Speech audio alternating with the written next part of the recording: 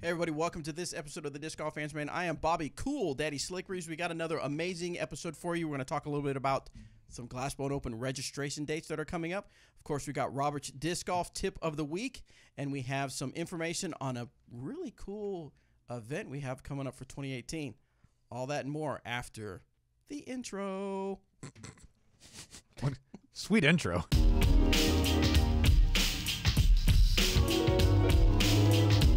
All right, so I forgot to mention you guys on the intro. I just went right into it. But we've got Robert. I'm not here anymore. Not here anymore, McCall. You said so. Eric, why is it snowing in Emporia? McCabe. Eric, why is it snowing in Emporia? Well, you see, you get the cloud system that comes. When the temperature. We live next door to Colorado, Yes. and when it snows there, I don't know.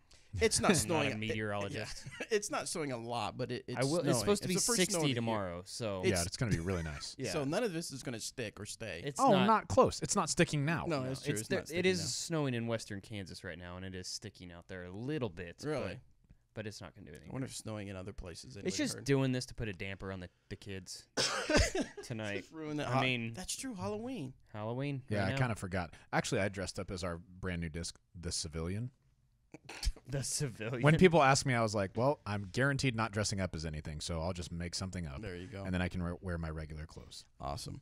And Robert McCall. Speaking of, it's vest weather. It's vest weather. Robert's. I got don't have his it on vest. right now because it's a little warm in here, but Right, It is a right. little It's warm got in its here. vest. You know what I forgot? A little Can you turn those toasty. lights on real quick, Well, Devin? let's Sorry make to it warmer. divert from in the here. audio, but our video guys needs to turn that on.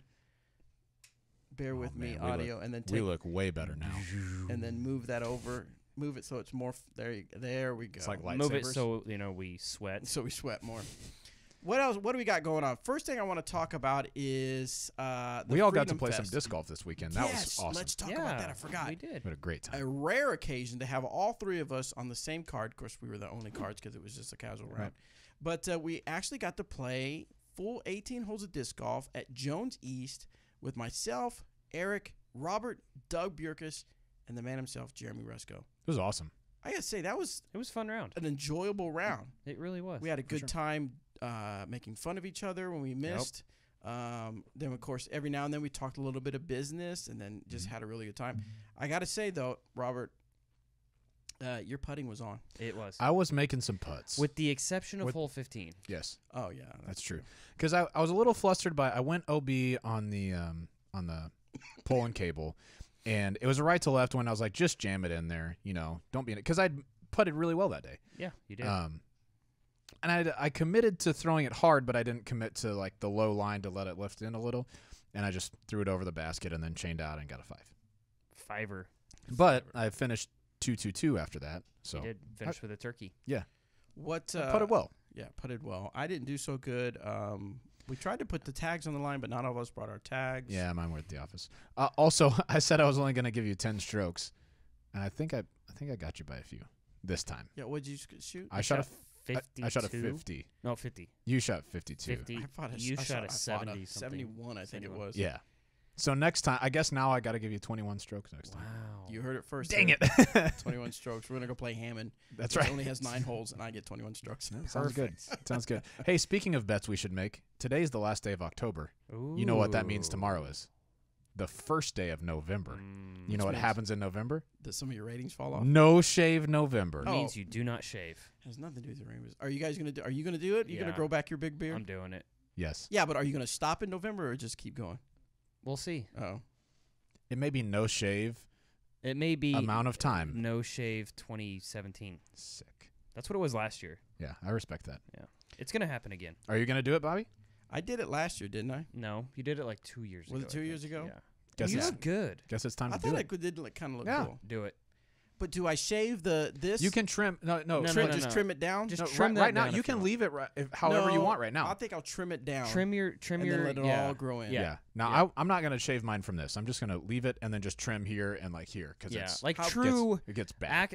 like true no shave November It's like is you completely shave shaved, completely right? tonight and Yeah. then let it go. But I'm and, just gonna and forget start from that here. because y'all don't want to see my baby face. So what's the bet? Well, there's no bet. It's just Oh. are you gonna do it? No, there's a bet. We gotta put something on the line. First person to shave is the worst. Can you? Now, I come up with really good consequences. I like since we're that. doing our own rules, can you shave your neck? Definitely can shave your neck. Please. Okay. My wife will Well, then never talk to me then again. I will win. Yeah, that's true. Okay, so the bet is whoever has the at November 31st, we'll take a picture. There is no November 31st, but continue. That's my point. On November 30th, we'll take a picture of each of us. Yes. We'll let the fans vote who has the most, who has the best, who looks the best with the beard. Oh yeah, Eric is the answer. I know, but You don't know that. But Bobby fans- looks but fans, pretty give us some love. I was We looking- try our I best. was looking pretty. I'm just saying, there's something about a red beard. It's quite powerful. Yes, especially in the sun. It's just True. mm, Sorry, I sidetracked us real bad there. yeah. But No, you're fine. just I'm felt like actually it was on track. important. I'm actually. You guys want to call Terry Miller real quick? why not? Call him. Hold on. Let's see if Are we gonna see if he wants to do No Shave Yeah. November with us? Yo, T-Dog. Hold on. Let me bring this up. Hold on, our audio. This is a special We could do Movember. No, I ain't treat. doing no mustache. See if we can Only get him mustache? on the line. Forget it. We'll do that in December. I'll get kicked out of my house. That is not happening. That would be What's not awesome. happening? Movember. Where you only grow your mustache. Oh, jeez. No. Hold on. It looks so good at Thanksgiving, though. Well, yeah, but I can't do that. Hello, this is Terry. Hi, Terry. How are you? I'm great. How you doing? Is Good. this Cool Daddy Slick Breeze? This is Cool This Daddy is. Slick Breeze, and of course, Eric McCabe and Robert McCall. Hey, man. Hi. Wow. This is Christmas early. Yes. To get a call from the Disc Golf Answer Man, what a treat for you. Yes, it certainly is. Just when I thought it was cold and blistery here on a late October day, the warmth of the Disc Golf Answer Man. What are you up to, man? What are you doing? Working on a lot of really good stuff, actually. Talking to a number of potential people about filming, broadcasting, post-production, commercials, tournament coverage. Nice. Got like 6 or 7 different chat screens all hammering away at once. And Solid. an exclusive new fundraiser type support disc that I think the artwork was just finalized minutes ago. Sweet. That I'm going to come out with. So super excited. That's awesome. I just got my Smashbox Patreon disc in the mail a couple weeks ago, so thank you guys. I didn't see that you personalized the signature, so I'm a little upset. Here's the funny follow-up to that is we signed them all, and then I purposely randomized it because I was worried about I some figured. people getting worried about one color or this color or this disc or that disc. We kind of had an idea of some people that, wanted I think it was a Warden versus a Marshall. Right. Yeah, because I had to write a W or an M on each box, which was confusing in itself. If you turn it around, I mean, come on. Fair. So we just kind of I purposely randomized it. So honestly, I don't even know which one you got. I got a Marshall, which was rude because I like Wardens, but whatever. I won't hold a grudge or anything. Okay, well, just go swap it for another one in the shop. Yeah, we've got 1,000 of them, so it's fine. Yeah, no one ever noticed that it has a Smashbox. Yeah. Okay, so one of the things we've talked about before here, Terry, is the Next Generation Tour. You're actually going to the finale. What's all that about? Just super excited. I just got off the phone with one of the main men behind the scenes. That's Pat Govang, who says sometimes he doesn't like being seen or heard, but I'm going to throw his name out there. I know he's worked very closely with the guys over at Latitude and, of course, with Dave Felberg. And we're just trying to finalize kind of the media attack for that weekend. And we know this is an amateur-based series that's taking place all year long, but they really want to give that professional or this up-and-coming professional feel. So obviously they're giving away the new car, as they announced months ago, but we're talking about the live broadcast taking place on Sunday. It's going to whittle down to 9 holes for the semifinal round, and then ultimately just down to 5 people who will play off for the car in the finals for a 9-hole setup out at Fountain Hills, and that'll be live. And we're worried that, of course, we're going to be, like every Sunday, we're going to be competing with the footballs that are on the NFLs. Oh, wow, yeah.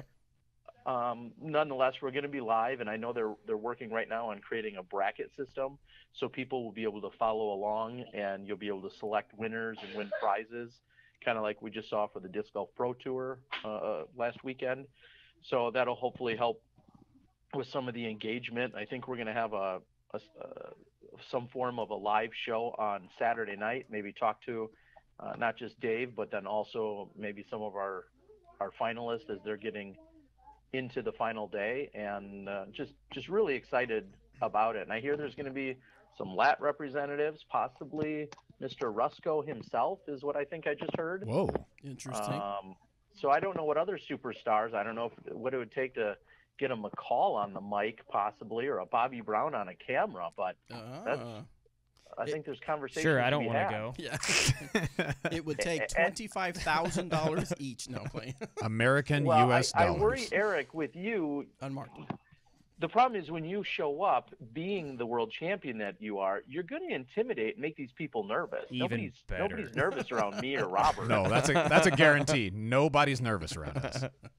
I mean, they're like, who cares? But Yeah. EMAC shows up. You I never don't know know. what's going to happen. They see the red beard. The red beard just confuses them. Hey, speaking So of, sorry, Terry. Speaking of red beards, we're gonna do No Shave November together. How are you feeling about No Shave November this year? Wow. I was going to say that puts us right in the mix of that broadcast, right in the middle. Oh, yeah. I'm a little, at best, I get scruffy. Okay, I can And respect it. So you're scared? Well, I'll say this. I don't grow what is to be anything impressive of a mustache, as far as I know. It's understandable. Is that exclusive to mustaches? No. I guess maybe is the follow-up? We're No. Or does that we're going include all beard? We're going full on beard. All beard. Wow. You know, I just haven't been. consider it. This Yeah. is. Think about it. You I have like the about idea. 12 hours. maybe a little less than that, but I don't think I've cleanly shaven my goatee in probably 5 or so years. Wow. well, you don't have to do At that. least. You just let the beard buck. Just let it go. Yeah. Let it run That I wild. could maybe get on board with. I like it. I yeah. like it. Yeah, we won't be shaving ahead of time. Well, Bobby said he may trim his goatee, but I mean, I'm not gonna shave my beard off No. and then just start from scratch because that would look silly. Oh, but I kind of think it would be awesome at the same time. Dude, so for the listeners who know, because we've talked about it, I'm 32 years old, but once I shave, I'm 22 years old. My face it immediately drops 10 years, so funny. can't do it. I definitely could see that. Yeah. So there's options there. So I guess my question to you guys would be, as we look at these final few weeks in 2017, what are you guys thinking about as the season winds down? I mean, we talk about how late the Pro Tour push, the Hall of Fame Classic being after USDGC. We got the Next Gen wrapping up. Is this now the time that you guys just focus on either taking a break or just looking at all the events in the South? Are you taking over my podcast? No, I guess I'm teasing you. Oh, and it's your podcast. Wow. Whoa, whatever. What do the other two think of that? I guess it was just a thought. I know. I'm teasing you. No, that's actually a good question because for me, I'm in what are we going to do in 2018 mode? What can I do as far as social media and videos and stuff? What can I do? Am I going to do some of the same old stuff? I'm going to introduce new things. Do I tweak some of the stuff we've already done? We've just been able to bring on Devin that's helping us with some media stuff. So what is that going to free up, allow me and Anthony for us things to do? So I'm in the mode of what can we bring for 2018 as far as Dynamic Discs and all the other brands. So what about you, Robert? What's your thinking? I am just starting to talk with our players and some other players about agreements for next year and kind of what ideas we have for them, how they can grow their personal brand, and how we can help them with that in tandem with Dynamic Discs. And so I've got a lot of conversations coming up, but all really good ones, honestly. We've had a ton of good conversations already with our current players and some new ones who are looking to become partners with us as well. So I think it's going to be a really good few months for sure. Cool. Well, for me, I am basically still traveling on an awful lot for course design stuff. I have a lot coming up, actually. But as far as looking to next year, I'm looking forward to, for the first time in, I don't know, 20 years, plus years, having an option on what division I want to play at tournaments. Oh, yeah. I have one of two options now, so that's kind of cool. I have to, if I sign up for the Memorial, which is like tomorrow or a couple days away, I have to decide what division am I going to play out there. Wow.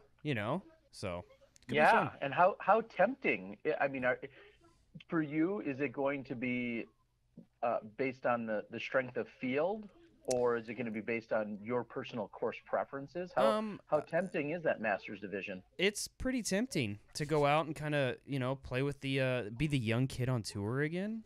I mean, that's pretty cool. No, I don't know what I'm going to base it off of. I think I'll just base it off of, maybe the field size, what makes more sense, how I'm playing.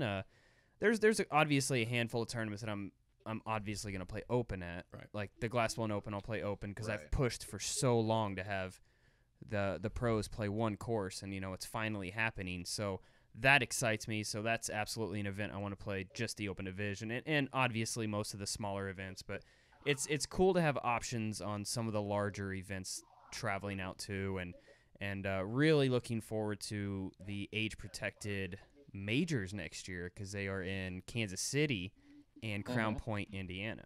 Sweet. So I'm pretty pumped on those two events. Places that he's familiar with. Yes, I've been there. Yes. Less Crown Point's crowning event, making you the world champion, and then Kansas Yes. City in your backyard. Those are two very special places, and I think all too fitting for you as you are entering your first year of Masters eligibility, like myself, but I'll still probably be behind a camera where I'm better suited. But we'll see. We'll see. Those, You never those know. are very tempting. Maybe we'll be on the same card one day. Ooh. No. So what, first Not round. just first round. Yeah. So what about you, Terry? Where's your mind going as we wind down the 2017? Well, not just because of our podcast, but also because of my overall interest.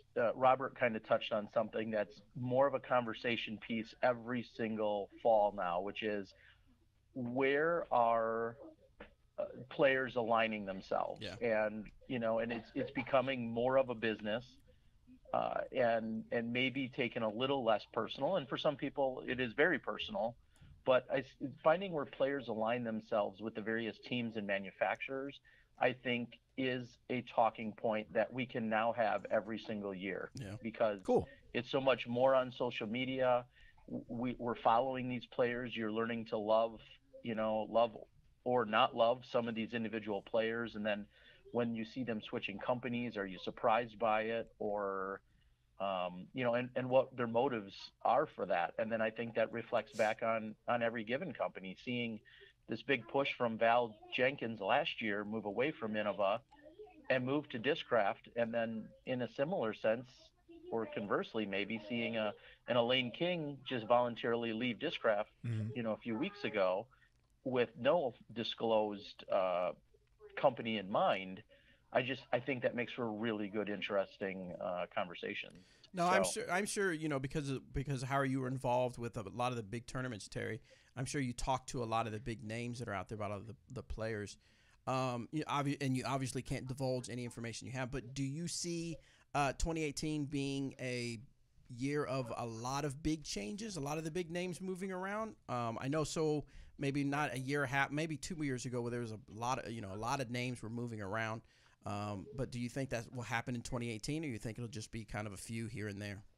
Yeah, my prediction as of this point is that I think it's going to be a very, very slow or subtle year of changes. Yeah. I can't think of any major differences right now, and of course I'm not privy to all of them. Some people are smart and don't tell me things because they think I'll blabber. But Right. I don't know of a lot of big changes on the horizon. And so for that reason alone, just personally, I think it's going to be a little bit of a slow season in terms of people switching or realigning their sponsors or potential sponsors. So that's what I'm calling right now. I don't think we have any major ones in the works. Any that are going to not. I haven't heard any jaw dropping ones. Yeah. Let's put it that way. Yeah. So All right. it'll Well, be I know interesting to see. if it happens, you will be among the first to report it and show it and have it on your Smashbox podcast. But as far as the Next Generation Tour, you said it's for sure going to be live on Sunday. Where will people be able to watch that when they're interested, and when? Yes. So right now we are still planning on. We actually have to take into account the sunset because it is mid to late November. Yeah, it'll be So I past. know they pushed things up by an hour or so, but I think they're looking around 1 p.m., give or take maybe 30 minutes. I think around 1 p.m. on Sunday, November 19th. It will be out on Smashbox TV's YouTube channel and will be live for the 9-hole semifinal round. And then I think we're going to have probably a 15 to 30-minute break. I think we'll then have a link for you, and then we'll have the live final 9 featuring the top 5 players. Also, again, right there on Smashbox. So people will be able to tune in and watch, and Felberg and crew are going to be giving away a Kia Soul, and just I don't know. I was looking at the prize packages, and they are disgustingly deep as to what people are winning, what these air quote amateurs Right. are going to be taking home. It's pretty impressive. So Awesome. looking forward to a great weekend, and we know Dynamic Disc has been supportive of things that are going on. We know Latitude's obviously helping drive the whole bus, but it should be a pretty exciting weekend. So looking Awesome. forward to it. Yeah, we're looking forward to watching that. And I encourage our listeners, now that the disc golf season has kind of taken a slowdown, if you've missed any of the major tournament coverage, I highly recommend you check out Smashbox on YouTube, or even head over to the Disc Golf Guys YouTube channel, because I know you have a lot of tournament coverage from 2017 that people, if they have not seen it yet, they need to catch up on, and will be able to do so when it's too cold to get outside. They can watch some sweet action on those channels. Certainly, and I appreciate all of the Trilogy brands, and specifically thank Dynamic Disc. You guys are very supportive when I get out and get additional coverage, whether it's of the women or any other divisions throughout the year. I appreciate Dynamic Disc when you guys step up and support post-production coverage and our live coverage. You guys support both directly, so I really appreciate that. So my final talking point for you guys, because this officially is released which day? This will be out tomorrow morning. Okay, so tomorrow morning, as people are listening to this, I'll leave you guys to have the conversation about the memorial, which is opening on Wednesday morning, November 1st. Right. Registration. Oh, yeah, that's when this will be out. Yep. Yep. So as you guys are listening to this, you may or may not have seen already, the memorial will have one less course to play. Say what? Really? That's cool. So, Which one are There they is- moving away from? excuse me, Which one are they moving away from? I'll give you guys each a guess. Fiesta. They actually changed the name of Fiesta too. Oh, they did. Oh, really? Yeah, because it was not politically correct or something. That's what Sean Sinclair had told me. Oh, wow. When he was in town. But I would assume. I mean, the two staples of the memorial are Fountain and Vista. I'm guessing they're getting rid of Vista. Yeah, that could. Yeah, okay. Yeah. They're getting rid of Vista and Fountain, and we're only playing it. Yes. Only Fiesta, 3 rounds. Okay, well, so you guys can continue to discuss that. Yes, Yeah. they're withdrawing Fiesta, or whatever the new name might be. They're withdrawing that from competition. They enjoyed being there. They enjoyed the course. There was a number of factors, I've been told, and if you're interested in those factors, you can listen to Keith Murray, who's joined us last night, I guess, if I'm trying to think about when this is coming out. Right. He's joining our podcast on Tuesday night, October 31st, to discuss all of this. But Cool. that's some breaking news that you guys may have realized when you went to sign up for the event this morning. That what that's more so going to do, though, the real takeaway is that's going to severely It's gonna cut the field. limit and withdraw nearly 200 people being Jeez. eligible to compete. Wow. Yeah. So something worth talking about. So, Absolutely. you know, Crazy. quantity versus quality, or people, Yeah. manageable, all that stuff. You guys are familiar with that at GBO. You know, Yeah. you can keep growing, but at some point, are you diminishing the experience a little bit? And I think that's all part of this conversation. So I'll leave you guys to talk about that. All right, thanks, Terry, and we'll let you go and enjoy your Halloween evening. And look forward to seeing All your right. beard. Yeah, we Yes. look forward to the beard. You're not the first or the last to say that. All right. All right. Have a good night, See you, Terry. everyone. Thank you. See ya. Bye. Bye. All right, interesting. So thanks to Terry for letting us have him on the show. A little impromptu. He had no idea. We were just chatting about some stuff, and I said, "Hey, can we call you and talk a little about some stuff?" And he said, "Sure." So thanks to Terry for that. So we need to get to some questions. Let's but get to some real questions. quick, the Memorial only having 2 courses. Yeah. Was that kind of? I mean, is it shocking? But it's like Nah.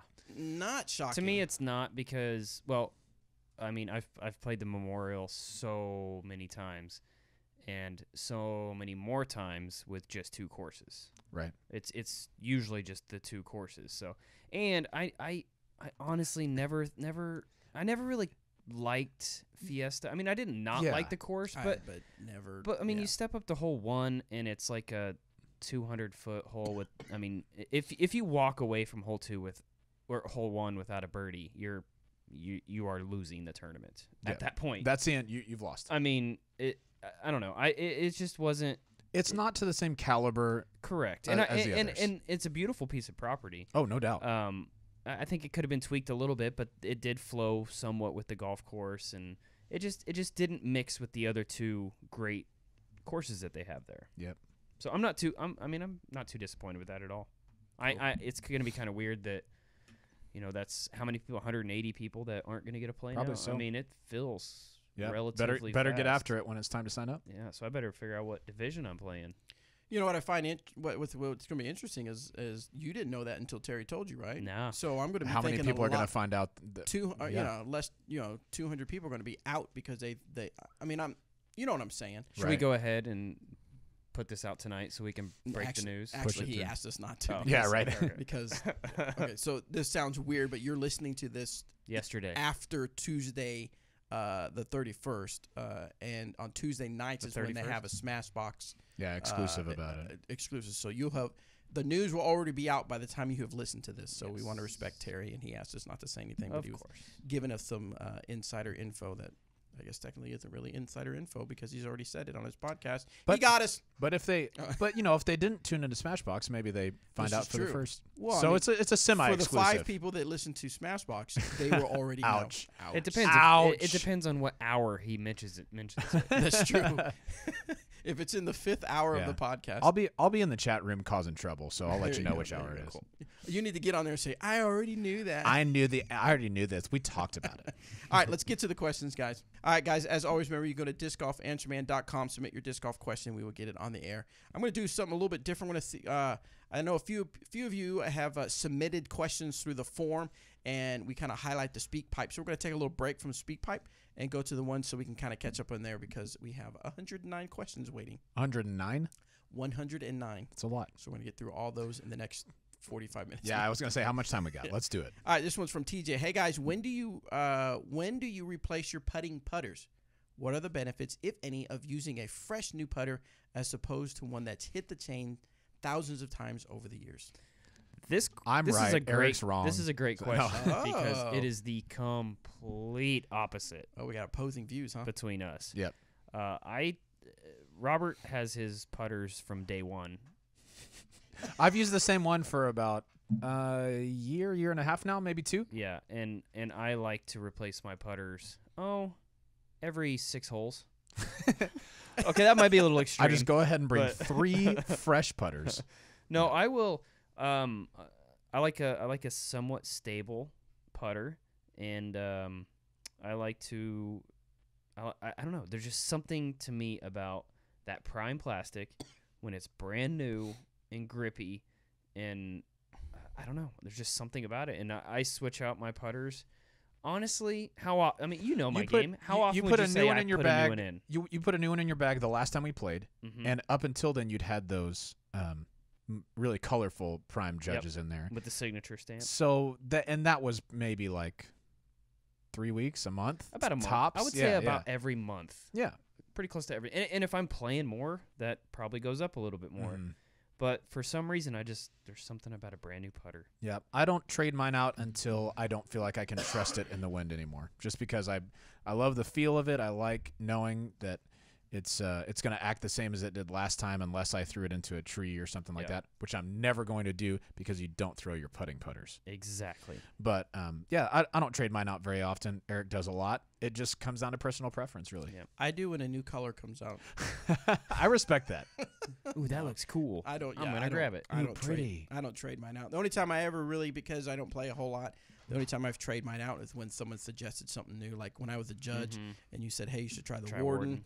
And then when I saw him Paige Pierce putting with the Swan One. Tried that out. Yeah, because I liked how she said it was nice and straight, so I tried that out, and it really seemed to work with my style. And of course, when the Deputy came out, I tried that one. So yeah, I do try it when new stuff comes out. Yeah, but I think the Deputy is one I'm going to stick with. Now, what will be interesting to see is when I trade it out, depending on how much it gets beat For a in new and one. See, stuff I like could that. see you switching your putting putter to something else, but the Deputy is now your go-to throwing putter. Oh, absolutely. oh, for sure. Especially that Lucid one I got. Oh yeah. All right, next question comes from Steven. What are currently the least popular discs in the DD lineup, and why should folks consider bagging each one? I don't know that. The Fugitive. I was going to say It's out of production. the only data knowledge we have. No, Data testing. the only. It's a lot of air quotes. No, the only. Well, I'm guessing because right now we could only. we could sort of guess what is not doing well, but without having numbers, really the only thing Right. we know for sure was the Fugitive, and the reason was it's out of production. Well, I would say that also we're still relatively new Yeah. manufacturing company. So I True. mean, it's not like we haven't really come out with discs yet that overlap other discs. And I think when you start coming out with more discs that overlap your other molds, that's more when you start to get discs that become less popular. Right. Not they don't fly off the shelves as much. But to me, every disc on our shelf, every disc in our lineup has a purpose for somebody. Yeah, it gets some decent love Yeah. for it. Yeah. I'd say the Renegade is one I think It's people. the best disc ever made. I agree. I think it's a disc that people should throw that not as many do throw. If you have a faster arm, the Renegade is out of the box great for a roller. Mhm. Just hit it hard, watch it turn. It's great. Yeah, and I if agree. you have a little bit slower arm, it's a great step up from something like an Escape or something in that hybrid kind of speed, like around a 9-speed. A great step up from that's not quite, Trespass or Enforcer or Defender speed or even Freedom, which is like a 14. But it's just a nice middle ground in between those. A nice distance driver to learn on. And I think a lot of people forget about discs too. Mhm. Like the Trespass, for instance. A lot of people forgot about, like me, I'm guilty of that. I forgot about the Trespass, and then I Gosh. tried it out, and man, That's kind of segue to the point because I'm about to keep it real. uh-oh. I'm gonna keep it real. I think the reason that some discs, like you said, the Renegade and a little bit maybe the Trespass and maybe something like the Escape, gets forgotten about is because Forgotten about. that too. You said gets forgetting about. I'm gonna get to forgetting I'm about from it. Oklahoma. So Oh, that's how sorry, we that's talk my bad. That's sometimes. my No, bad. it's kind of what Eric sort of alluded to is that these new discs come out and pros don't throw it, and this is what people keep to watch. Now, that is not the right path for a lot of people. Is that they see the pros, and the pros aren't throwing the Renegade, the pros aren't throwing a Thief or an Escape much, Right. and so they see the pros throwing the Defender, the Enforcer, and stuff like that, and so that's what people think they need, but they don't. And so I Right. think that's why sometimes the Escape can be kind of the underrated disc, is because you're not going to see somebody at the Memorial or at some big tournament just tossing an Escape. You're going to see them tossing like a Sheriff or a Defender or something like that. Unless you're watching Jeremy Rusko or Ron Converse play. This is true. And that's the they thing is that smash right, they Escapes. smash them. Yeah. But that's the thing is they're not on those cars that Yeah. are being filmed. So my point is, what I'm getting around to is that yes, we love watching the pros, and yes, I understand that they give advice and they give good advice because that's what they're pros. But take in consideration that they've been playing for years. They play constantly. They've got their form down. They know how to take these super overstable discs and make them fly. And I get frustrated when I see brand new players taking these overstable discs and chipping out 150. Right, yeah. and their form's all janked up because they're trying to make this defender work for them when it's not the disc for them. Right. So, anyway. If only someone made a series called Is This Disc Right For You, they could know. Right. If only there was a handful of discs or a handful of videos covering every disc that we make. Moving on. Yeah. And someone actually brought up a point on a comment, said we should put Anthony in the video. Well, my reply to that is Anthony actually has his own series called Anthony Gets Dynamic, where you can watch him throw our discs, so you can get someone kind of in the between of me and Eric. Next question comes from Caleb. Hello there. I have a question for Robert. Sup? I am 15 years old and have a question about Team DD for you. Okay. Do you ever get questions about it? Yeah, every once in a while. Not every. Oh no, every day. When looking at the sponsorship request applications from juniors, what are you looking for in the answers? Do you ever sponsor people straight from their application, or do you wait and see how their play does before you decide to put them on your team? Thanks for everything you do for the sport. Keep up the good work. Good question. His name's Caleb, correct? Caleb, yes. All right, Caleb. So when I get online applications, especially from juniors, what I'm looking for is I love, when people play well, that's great. Everyone loves to see people play well.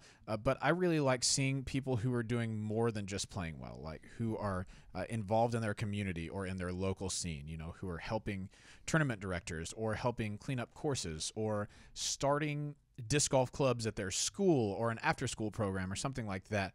I'm not just looking for like the next best player in the world, that maybe that best player in the world 8 years down the road, 10 years down the road. I'm looking for people who are making a difference right now. When you send in that application, I read every single one of those all the way through, because I think you've taken the time to apply. I want to make sure that you've respected us enough to apply to want to be part of our team. I want to respect you in the same way by reading all of your application. And so I do read through all of those. Most of the time, the people that I add from applications, that comes from me starting a conversation right there. So it's incredibly rare that somebody applies and then I just send them back, all right, you're on the team. It's usually they apply and then we start to get in communication with one another. I watch how they play and what they're doing, and then just kind of go from there. So that's a really good question, and it's there are a lot of people working hard out there, and the people who apply who are really knocking it out, I mean, who are just killing it, those are the ones who catch my attention. Absolutely. Two quick things I want to touch on before we head to more questions is just the reminders about one of the reminder about the Glassbone Open registration dates. Registration opens November 7th, but you got to pay attention and make sure you go to glassboneopen.com, go to the registration link, because November 7th opens for just international players.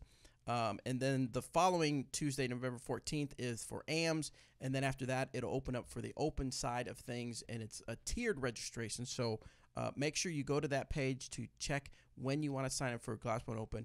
And if history serves us, you'll want to do this as soon as possible, because this thing sells out, and there's no real reason why it will not happen again this year. So make sure that you are ready for that. 7 p.m. Central. discgolfscene.com. Look up Glassbone Open. Make sure you're ready on the dates that your division will open. And, of course, we'll talk more Glassbone Open stuff as we get closer to the event. The other thing is, if you're in the area, if you're in Emporia or within driving distance, Doug is putting on a really cool event called the 2017 Freedom Fest. It kind of goes in line with Veterans Day because, of course, it's the weekend before, but because Emporia, Kansas is actually the founding city for Veterans Day. I actually did a little video on that, so I did a little bit of research on it to get some information. It was very interesting how it all came about, how someone started it here in Emporia and reached out to the president at the time, and the president, of course, said, yes, we need to make sure that we do a Veterans Day, and that because Emporia was so involved, it became the founding city. So a lot of cool stuff happens around here in Emporia around Veterans Day. So one of the things we want to do is have some fun and have a Freedom Fest on November 5th. You can sign up for a AM time where you play 2 rounds on a 9-hole course. It's not just a 9-hole course. Right, and then in the afternoon you'll do the same thing. So if you have morning to play, you can play. But if you want to wait till the afternoon, you can and play. But what's really cool is that this is, it's called Soden's Grove Temporary Course, but will it eventually be a permanent course? We're hoping. Okay. I mean, it kind of it could depend on the numbers. Oh, okay. So I mean, if it's a popular event and people really enjoy the course, then sure, it's a course that I've really wanted to have go in the ground for many years. Oh, really? It's like nothing else around town. It really is. It's wow. It's kind of like Hammond Park, but a little lengthier and like true tunnel shots. Nice. As opposed to like a little, Hammond's a little bit more open, a little shorter. So these holes are average, 250 to 315, somewhere in that range is where the distance is at this course, and it's a fun course. Cool. So yeah, November 5th. There's 2 different time slots you can play. We're only opening it up for 45 each event, 45 players. So if you want to come have some non-sanctioned fun, get a disc. I believe it's only $25 to play. $25. There's only 2 divisions. No, I'm sorry. There's 4 divisions: pro men and pro women, amateur men and amateur women. So it should be good times. All right, what do you say? Let's get back to some questions. Let's. Do you like that? Next one is from Kyle. Hey guys, love the show. My question is about putting. When I'm practicing putting, I can always get into a groove and make tons of putts. I feel super confident inside the circle. But when I go to play a round, I can't seem to get into that same routine. Something always feels a bit off with my putting stroke. Have you ever experienced something like this where your practice doesn't seem to translate to the course? And do you have any tips to try to fix this problem? So it seems like a problem that is universal, and that's right, the widespread. mental part of it. Yeah. What are your all quick suggestions? Absolutely. I mean, you can't not say that this hasn't happened. Oh, yeah. It's so much easier when you're out on the course, like a practice round or just a casual round. It's so much easier to hit those putts because you're confident. It doesn't matter if you miss. Nothing on the line. Yeah, there's nothing on the line. It doesn't matter if you miss the putt. Who cares? So it's really, it honestly is mental, and that's really all it is. And it's not. I'm not saying it's easy to just flip a switch and boom, okay, I can make these putts now. I mean, it's really not. But one thing I try to do is even during those casual rounds, and I'm making putts, I try to put something on the line. Whether it's just if you're with your buddies and you're out, just put something on the line. What we really like to do, or what I like to do, is dollar. Mm-hmm. And it's a $1 on the front, $1 on the back, and $1 overall. So the worst you're going to lose is $3. And that really does translate well to tournament rounds when you're out there and you're really focused, you're really concentrating more. That's really, just put something on the line. Yeah, honestly. And I'll take the other side of that. So I definitely agree. Make your casual rounds count, because that's a really good tournament setting to feel, right? Because your heart is beating a little bit more. There's something that matters. But I would say maybe you need to practice a little bit differently too. If you're just taking your stack of putters out and you're just putting, and just rapid fire, that's fine if you're trying to groove in your putting stroke so that it becomes second nature and your muscle memory is the same every time. But it's not very good for simulating what it's going to be like on the course. So when I go and practice putt, I take my 2 putting putters, usually a third, just so I don't have to walk to the basket quite as much. But I'll put my mini down and go through my routine and make that putt, and then pick my mini up, put my mini down, go through my routine, make that putt, so that those practice putts now feel like how I putt during the round. Because if I have a routine, I'm going to make sure I do it during the round and never ever mess with that routine, because I've learned that it works for me and it calms me. And the reason that it calms me is because I do it all the time in practice. I putt that way all the time. And so, yeah, I would say maybe change up your practice and then put a little something on the line for those casual rounds, just so you start to feel that pressure a little bit more. And when you're playing those casual rounds, don't just pick up those drives that you hit the tree on, right, and move past and take the closest play one. from bad spots for play sure. from bad spots. Mm-hmm. I like going out and playing I used to do this a lot when I was really training and really playing hard. I would go out with 3 discs, throw 3 drivers off each hole, or 3 discs, whatever the hole causes for, whatever. And I would play my worst shot on each hole. Play my worst shot out of the 3, and that it really helps you.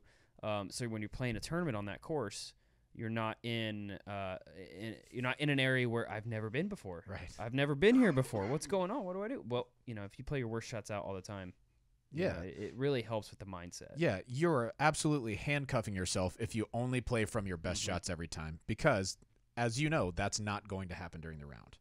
So, yeah, I like varying it up like that for sure. All right, next question comes from Vash. Scrolling through Facebook, I saw a video on a small portable laser engraver, and I was thinking this would be great for marking my discs. Would this be PDGA legal?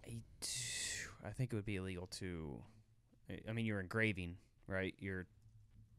So you're altering the weight. You're altering the disc. Yeah. For me, I would say avoid it, because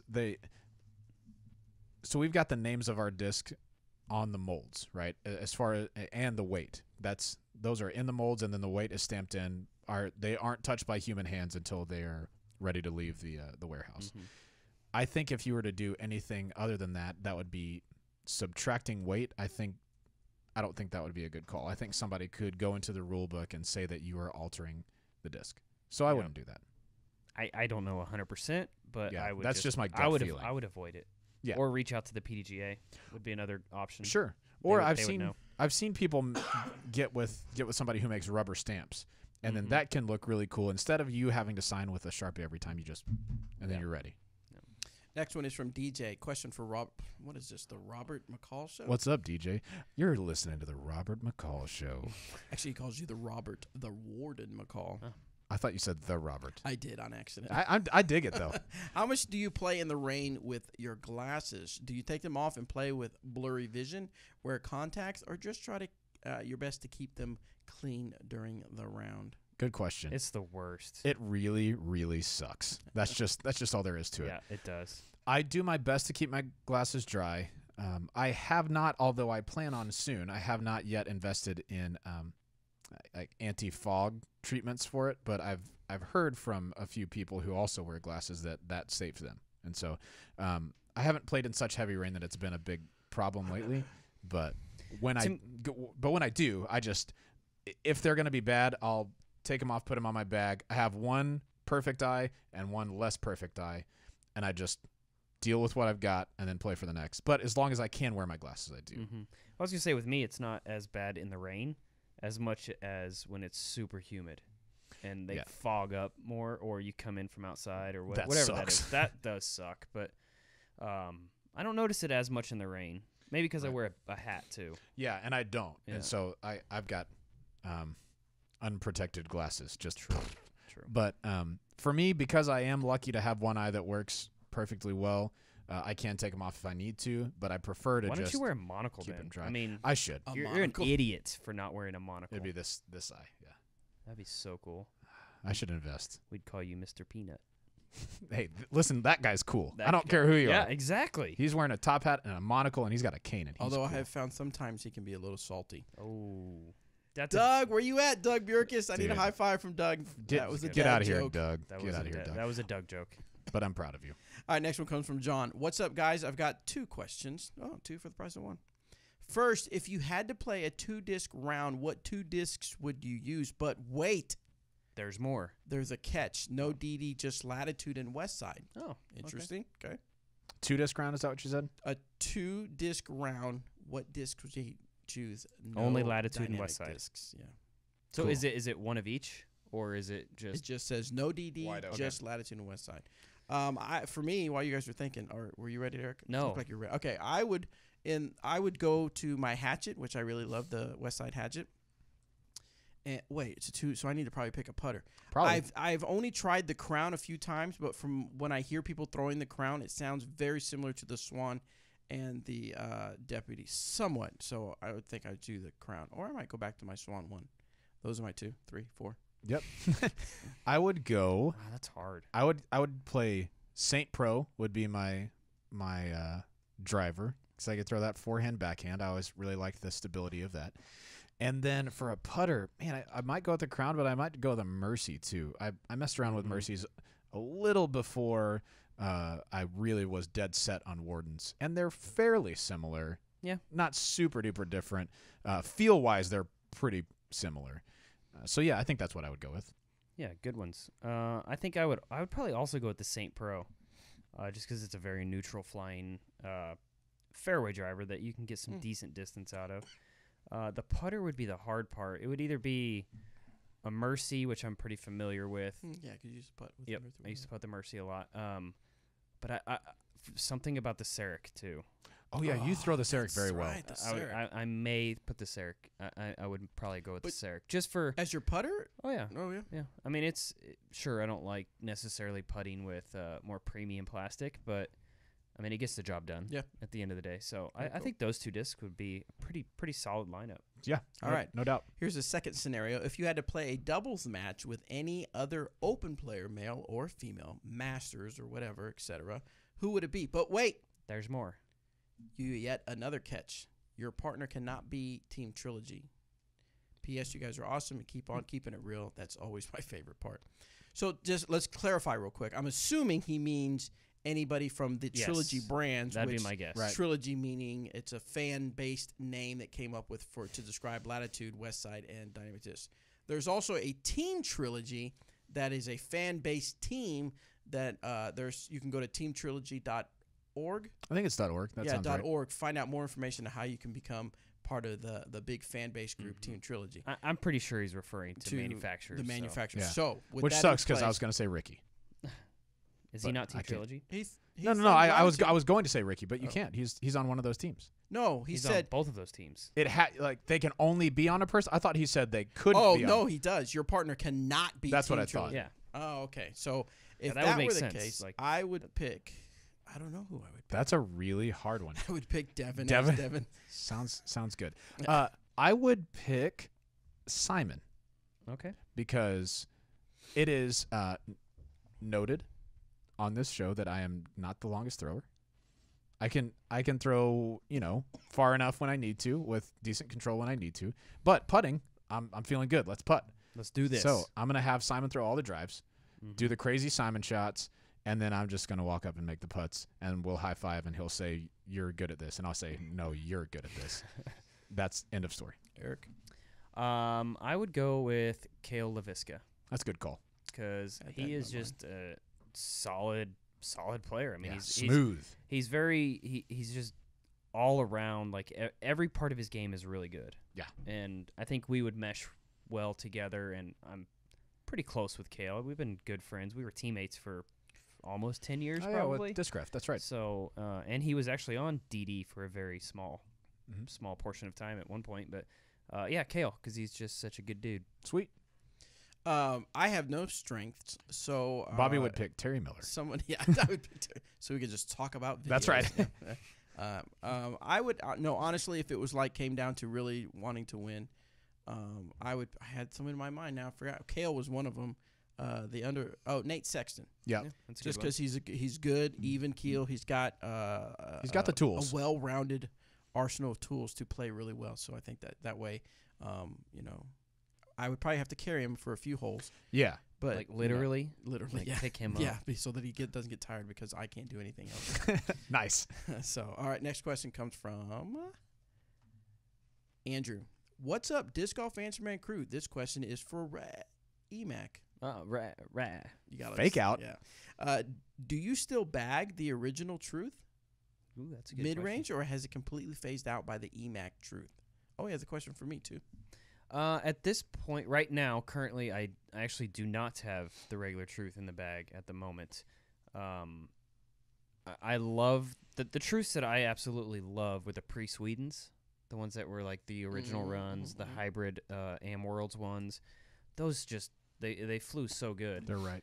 and they cost so much, But I do have enough at home. I have a lifetime supply, I would say. But if you want to send me some more, I'm all in. He's in.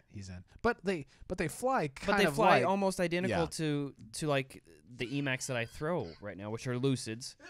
And stock, you could go get a brand new one off the shelf. Exactly. Yeah. And those, or I really like the kind of hybrid-y Dymax ones that were out for there a while. Those are really nice. And so I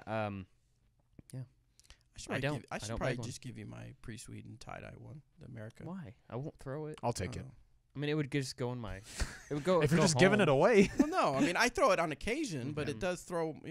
You should hang that up on the Emac wall. That's what I should do.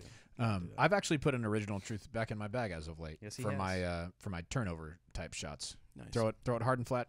Just move a little to the right. So the question he had for me was, we are still waiting on your In the Bag video to come out. So yes, we still have plans to do. Now it's going to be part of a series that we started with Derek Savory. Meat. You need to listen to an old episode to know what that's about. So anyway, Derek Savory. It's a series because, as I mentioned before, a lot of people tend to watch the pros In the Bag. Great information, but a lot of times people don't add to that they don't have the same strength, the same skill level, or the same form. So a lot of times you may align more with the average Joe. And so we're going to do kind of an average Joe series. We started with Derek, and we're going to do Anthony's In the Bag, my In the Bag, and a few other people that are here that are workers that may only play 3 or 4 times a month, but they still love disc golf all the same. I want a Matt Sedgwick in the bag. Yes. I know. I want Sedgwick on camera bad. Told He's him. funny, dude. Yeah, I told him he needs to be on it. So anyway, be on the lookout on your YouTube channel. We will get that taken care of. We'll have some regular In the Bags from the regular Joes. I don't know all that I can say about what I'm about to say. I can't give a lot of information for one of 2 reasons. One, You'll be fired. I'll be fired. 2, some of the information is still, some of the details is still being worked out. But I want you to mark in your calendars for 2018. Just pick a month because we're not sure when it's going to start yet. We're going to start. But we're going to have a match play type setup event, tournament, exciting. It's just really cool. In fact, just this morning. Lots of words. Lots of words. Me, keep the words going. Doug, Eric, and Jeremy were talking about it this morning. Of course, I was just mostly just listening to see what information was going on, but they were talking about the ins and outs, how the formats are going to work, brackets and stuff, how that's all going to work. But it's going to be really awesome. And I am very excited. Absolutely. The main I don't even know if I can say this. There's going to be a lot to it. There's going to be a lot of reasons to play in it. There's going to be a lot going on the local level, and then a lot on the nationwide world level.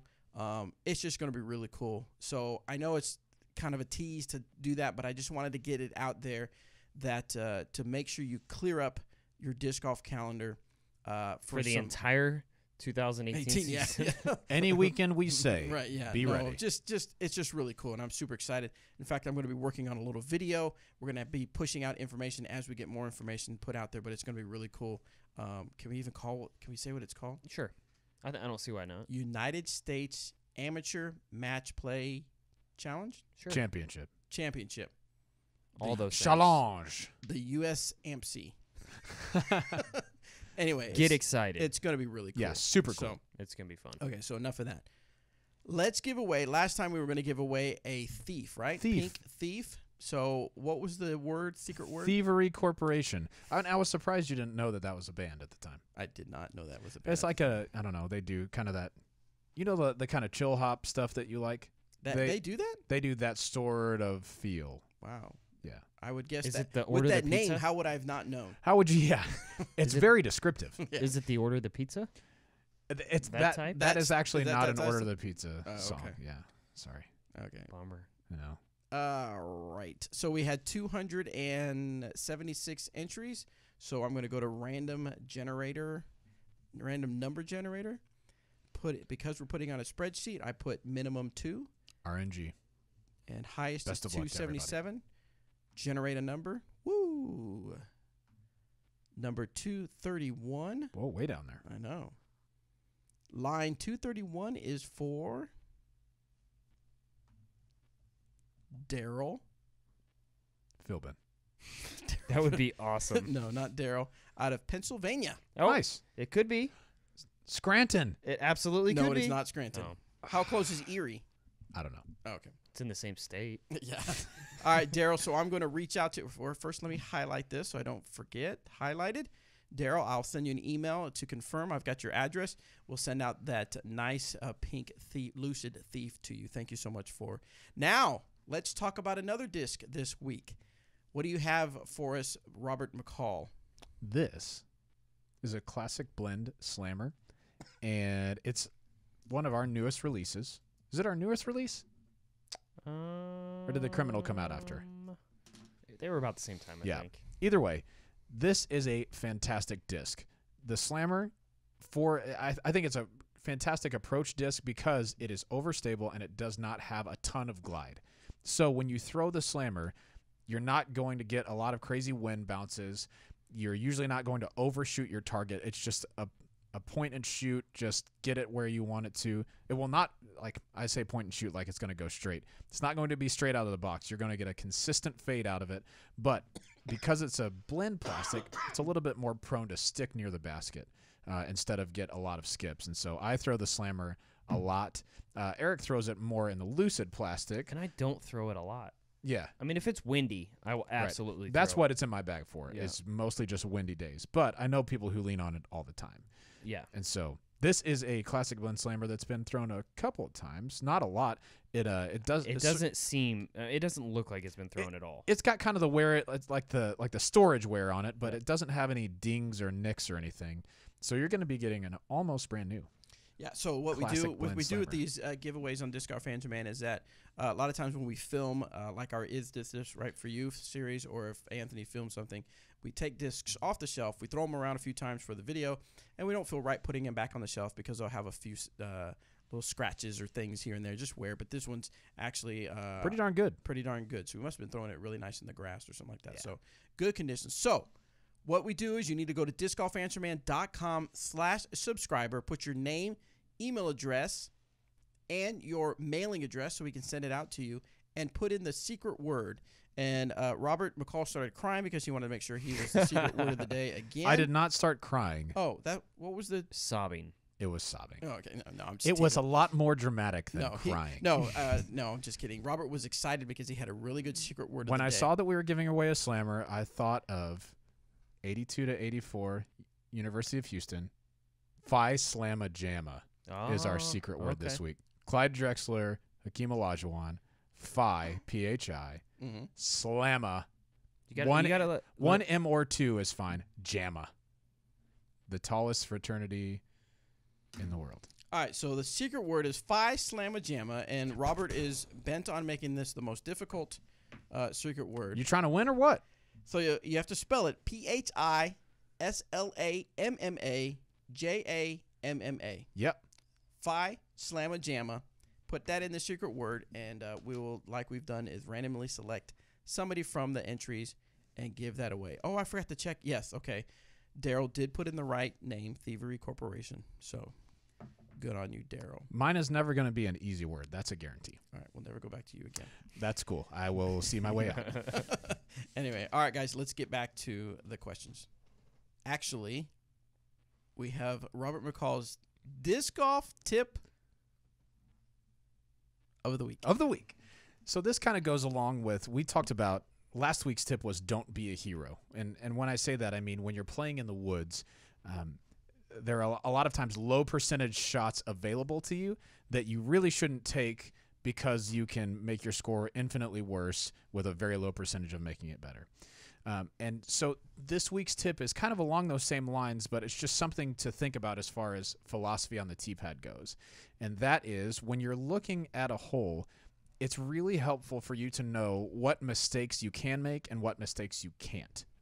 We were playing Piney Woods this last weekend. Sorry, I pointed at Eric like we were playing. Like I was there. But he knows what hole I'm talking about. It's a hole that has been your nemesis before, and it was mine this last weekend, hole 5 on Dogwood. Yes. It is a very tight tunnel that slowly moves downhill and to the right. And if you are off the fairway just a little bit, it can spell disaster. And for me, it did. I took a 6 on the hole one of the rounds just because I couldn't find my way out of the woods. And then I eventually missed my shortest putt of the weekend. I don't want to talk about it. But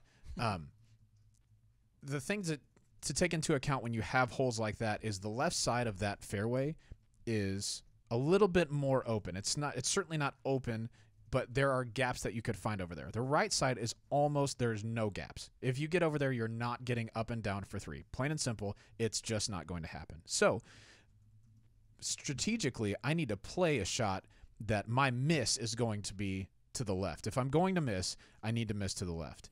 And so for you, I would say when you're walking up to a hole and you're making your game plan, instead of taking either the low percentage shot, maybe where you have to flex or something like that, play a high percentage shot with a good miss in mind. If you are going to miss, which side are you going to miss to?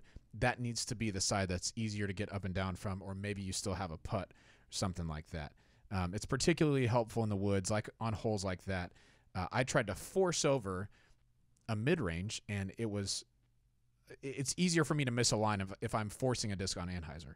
But I can always throw a disc flat, and I feel like hit kind of where I want to. So instead of forcing over a neutral mid-range, second time I played through, I went with an understable mid-range, throw it flat, which is a more consistent release for me, and I actually got a 2 on the hole. So I did 4 shots better on just that one hole, which is really exciting. So understand what is a good miss on that hole and take that into account when you're strategizing for the hole. Excellent. Thank you so much, Robert. Yeah. If you want more tips from Robert McCall, you can go to our dynamicdisc.com blog. You can search for McCall or just tips on the blog, and you'll see more of his written tips. All right, real quick, we got a few minutes. We're going to do a couple more questions. Let's zip through these, guys. Next one is from Charles. Good evening, Disc Golf Answer Man crew. Sorry I don't have the stamina to come up with the crazy nicknames for everyone. It's okay. As a disc golfer for about 2 years now, there is one set of tips that I've been searching for, but have yet to find. As a semi-confident rec league player, I occasionally have a bad release or one of Mother Nature's finest walnut trees decides it wants to wreak havoc on the flight of a brand new EMAC Truth. How dare you? So what tips have you learned to help find your discs in the woods, keeping in mind that pesky 3-minute time limit? Love the podcast. I look forward to it every week. It's a good question. It is. I think I don't know that I do anything different. I think you probably do one thing intentionally that recreational and lower players don't really think about. I know one thing for sure. Okay, I'll say this one. Okay. It's actually watching the full flight of your disc. That's what I was going to say. Yes. Even if you screw up. Yes, because a lot of times it's really easy. You throw and you're just so frustrated and you just turn around. Turn right around before it even does. Oh it. man, Right. like I don't want to help people. you look for your disc when you do that. No. I don't want to. You are responsible. Yes. I'm also responsible, but also you're responsible. So yeah, I watch the full flight of every disc, no matter how bad the shot is. Mhm. That helps me to find a lot of discs and to find other people's discs too. Yeah. And if you play in the woods a lot, like that's all you play in, it doesn't hurt to have some brighter colored discs as well. Don't True. Maybe, a black blend slammer isn't the best thing You're for gonna the want to keep woods. this real close to the basket. Yes. Yes. Excellent. Next one comes from Billy. I really thought you were gonna say boo for some reason. I don't know. It just felt like you were Wasn't gonna that the name that you always Yeah, guessed? I always Dang it, guessed. I should have done Boo. that. Sorry. So in one of the latest episodes, someone asked about an awkward time on the course where you may have spotted someone else using a disc you had lost. I have a twist in the question. Dun dun I dun. was going to say I need some dramatic music. In the DD store in Emporia, misprint discs recently, there were several personalized Dymax discs. Mhm. One example, the words, "We love you, Daddy," with 2 kids pictured. Awkward. So as someone who orders Dymax, can I request any misprints not be resold? Should these be resold? Thanks for all you do, Disc Golf Answer Man crew.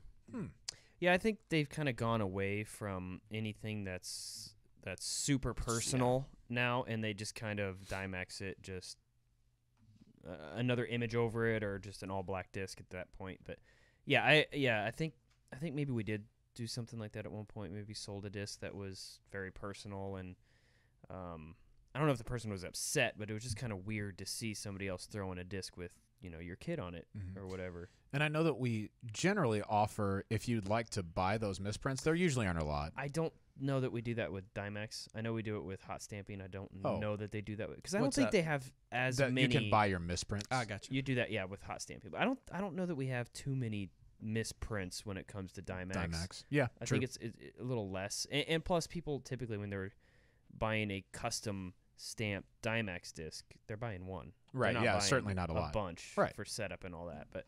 But yeah, absolutely. It's kind of something that we've gone away from, so to speak. The more personalized stuff, it kind of Doesn't make a lot of sense to get them out there No. even more. All right, time for one last question. This was from Ika.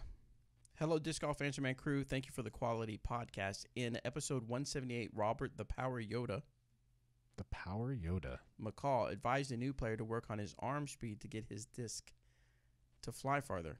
What kind of drills or exercises would you recommend to accomplish that? Great question. whip. Yeah.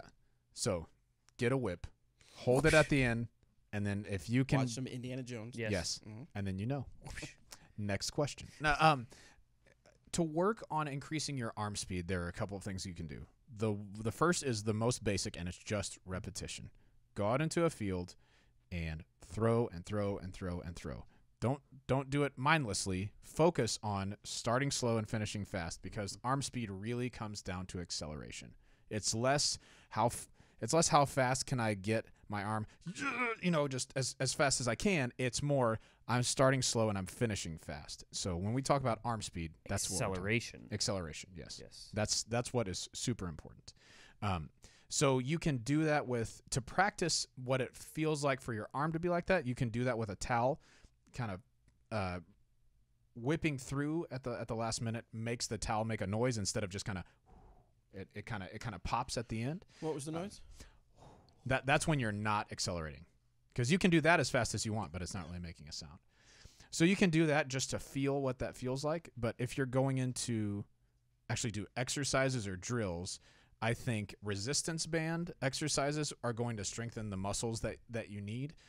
If you're pulling across your body at the gym or something like that, what you're really going to want to work on is your triceps, your shoulders, and then making sure that your hips are in some way involved in that throw, because it's not just arm acceleration, it's everything working together. So that's what I would work on.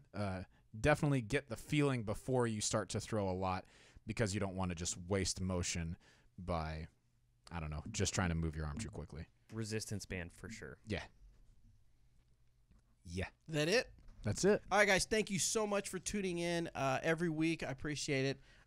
This one was a crazy episode. We had Terry Miller. We had Instagram call-ins. We had snow. We had Robert McCall. What? So Dang it.